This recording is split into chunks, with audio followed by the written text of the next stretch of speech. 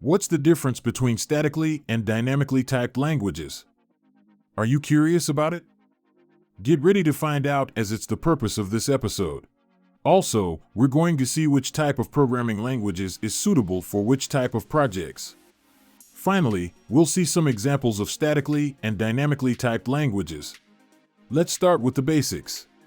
In a statically typed language, variables are assigned a specific data type, and that's good news. You won't have to worry about data type changes giving you any unexpected surprises. This means that if you try to store a string in a variable that's been defined as an integer, you're going to run into problems. On the other hand, in a dynamically typed language, variables don't have a fixed data type.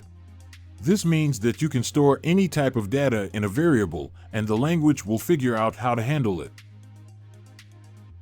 Now, you might be wondering why anyone would choose to use a statically typed language if it's so inflexible. Well, the main benefit of statically typed languages is that they tend to be more efficient and less prone to errors. This is because the compiler can help you avoid even the most subtle and complicated errors before you take the plunge and run your program, making it more of an investment in time and effort rather than a gamble. Of course, there are trade-offs to using statically typed languages. In other words, these programming languages can be more difficult to write in because you have to be very careful about how you define and use your variables. Additionally, they aren't as good at handling situations where you need to be able to change the data type of a variable on the fly. However, these trade-offs can be seen as advantages in disguise, offering the kind of control and certainty that is hard to find in other languages. So which type of language is right for you? This is probably the question you're asking at this point. The short answer is, it depends. In reality, the choice depends on your needs and goals. If you're working on a project that requires a lot of flexibility and you don't mind sacrificing a bit of efficiency, a dynamically typed language might be the way to go. On the other hand, to ensure that your code is as efficient and error-free as possible, a statically typed language might be a better choice. One thing to keep in mind is that there are plenty of different programming languages out there, and each one has its own set of strengths and weaknesses. So choosing a programming language just because it's static or dynamic doesn't make a lot of sense.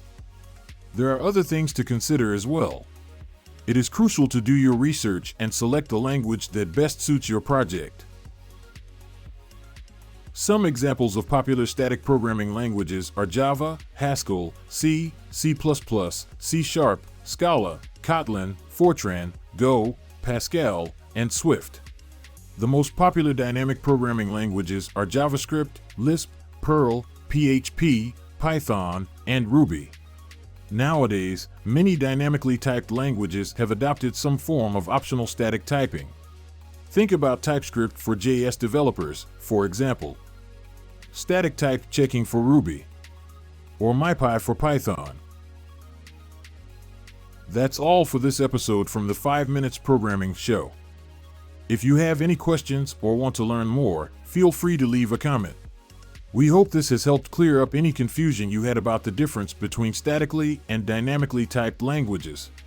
Also, do not forget to join our programming community. Just go to faun.dev/join. It only takes one click to join thousands of other developers, and it's free. Happy coding!